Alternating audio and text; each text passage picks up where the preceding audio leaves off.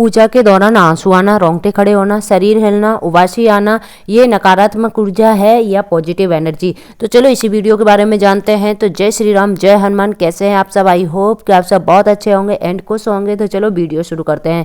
हम जब भी पूजा पाठ, मंत्र जाप, ध्यान या किसी धार्मिक अनुष्ठान में लीन होते हैं तो कई बार शरीर में अलग अलग तरह की अनुभूतियाँ होती हैं। इनमें से है आंसू का आना, रोंगटे खड़े होना, शरीर का हिलना, उबासी आना जैसी अनेक घटनाएं हैं। तो सबसे पहले हम इसी के बारे में जानेंगे। विशेष रूप से जब हम हनुमान जी की उपासना कर रहे होते हैं तो इन संकेतों को कैसे समझा जाए, तो इसी के बारे में जान लेते हैं। पहला है पूजा के दौरान आंसू का आना। ये सकारात्मक होता है या नकारात्मक होता है? तो सकारात्मक ऊर्जा का संकेत, अगर आप हनुमान चालीसा, सुंदरकांड या मंत्र जाप के दौरान भाव विभोर होकर रोने लगते हैं तो ये भगवान की कृपा और भक्ति भाव का संकेत है। हनुमान जी भक्तों के कष्ट हरने वाले देवता माने जाते हैं और उनकी उपासना के दौरान जब मन पवित्र होता है तो भावनाएं स्वतः उमड़ जाती हैं। यदि आंसू खुशी, शांति और भक्ति के कारण आ रहे हैं तो ये एक सकारात्मक ऊर्जा का संकेत है। इसका अर्थ है कि आप भगवान की उपस्थिति को महसूस कर रहे हैं और आपकी आत्मा उनके साथ जुड़ रही है। अगर आप लेकिन यदि पूजा के दौरान अचानक घबराहट, डर, बेचैनी, अजीब सी पीड़ा के कारण आंसू आने लगे तो ये नकारात्मक ऊर्जा का संकेत हो सकता है। कई बार जब कोई व्यक्ति अत्यधिक नकारात्मक ऊर्जा जैसे भूत, प्रेत, टोना टोटका यानी कि बुरी नज़र से प्रभावित होता है तो वह हनुमान जी की उपासना के दौरान भावनात्मक रूप से अस्थिर हो सकता है। यह इस बात का संकेत हो सकता है कि आप किसी नकारात्मक शक्ति के प्रभाव में हैं और हनुमान जी आपकी रक्षा कर रहे हैं। दूसरा है यानी कि रोंगटे खड़े होना, ऊर्जा का प्रभाव। अगर पूजा के दौरान शरीर पर अचानक रोंगटे खड़े होना महसूस हो तो अत्यधिक आध्यात्मिक ऊर्जा का संकेत हो सकता है। जब हम हनुमान चालीसा या सुंदरकांड का पाठ करते हैं तो इसमें इतनी शक्ति होती है कि हमारा ऊर्जा क्षेत्र यानी कि तुरंत शुद्ध होने लगता है। कई बार ये संकेत होता है कि हनुमान जी की कृपा हम पर बनी हुई है और यह हमारी रक्षा कर रहे हैं। कुछ भक्तों को ऐसा लगता है जैसे उनके पास कोई अदृश्य शक्ति यानी कि हनुमान जी की दिव्य उपस्थिति है। अत्यंत सकारात्मक अनुभव होता है। अगर नेगेटिव की तरफ सोचें यानी कि नकारात्मक ऊर्जा होती है हमारे अंदर तो भय और असमानता का अनुभव करते हैं। अगर पूजा के दौरान रोंगटे खड़े होना डर, बेचैनी या घबराहट के साथ हो रही है तो नकारात्मक ऊर्जा का संकेत हो सकता है। अगर आपको ऐसा लगे कि कोई अदृश्य शक्ति आपको डरा रही है तो ये किसी नकारात्मक आत्मा, भूत प्रेत के प्रभाव का संकेत हो सकता है। ऐसे में हनुमान जी का अधिक से अधिक मंत्र जाप और हनुमान चालीसा का पाठ करना चाहिए ताकि नकारात्मक ऊर्जा दूर हो सके।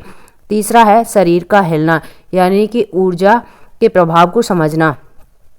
अगर पूजा के दौरान शरीर आपने आप हल्के हल्के हिलने लगे तो इसका अर्थ है आपकी साधना सही दिशा में जा रही है। जब हम गहरे ध्यान, मेडिटेशन में हो जाते तो हमारे ऊर्जा चक्र यानी कि एनर्जी सेंटर सक्रिय हो जाते हैं।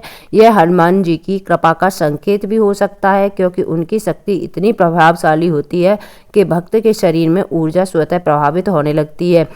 दूसरा, लेकिन यदि पूजा के दौरान अचानक जोर जोर से झटके लगे, शरीर असमय रूप से हिलने लगे या किसी प्रकार का दबाव महसूस हो तो ये नकारात्मक ऊर्जा हो सकती है। कई बार जब कोई व्यक्ति नकारात्मक शक्ति यानी कि बुरी आत्मा और से घिरा होता है तो हनुमान जी की उपासना के दौरान वह शक्ति विरोध करने लगती है। इसका समाधान ये है कि हनुमान जी का अधिक से अधिक जाप किया जाए और हनुमान मंदिर में जाकर हनुमान जी का दर्शन किया जाए। अगला है उबासी का आना। अगर पूजा के दौरान या मंत्र जाप करते समय अचानक बहुत अधिक उबासी आने लगे तो ये इस बात का संकेत हो सकता है कि शरीर में नकारात्मक ऊर्जा थी जो अब बाहर निकल रही है। उबासी आना एक तरह से ऊर्जा शुद्धिकरण का संकेत है। जब हम हनुमान जी की उपासना करते हैं तो नकारात्मक शक्तियाँ दूर होने लगती हैं और शरीर हल्का महसूस करने लगता है। अगर थकान या ऑक्सीजन की कमी होने लगे यानी कभी कभी उबासी आना पूरी तरह से सामान्य भी हो सकता है। अगर व्यक्ति थका हुआ हो, नींद ना आई हो, ऑक्सीजन की कमी हो तो उबासी आ सकती है। ध्यान रहे, अगर उबासी के साथ साथ भारीपन, आलस, सिर दर्द, मन में बेचैनी हो रही है तब भी आप नकारात्मक ऊर्जा से घिरे हुए हैं, वह हनुमान जी की कृपा से दूर हो रही है।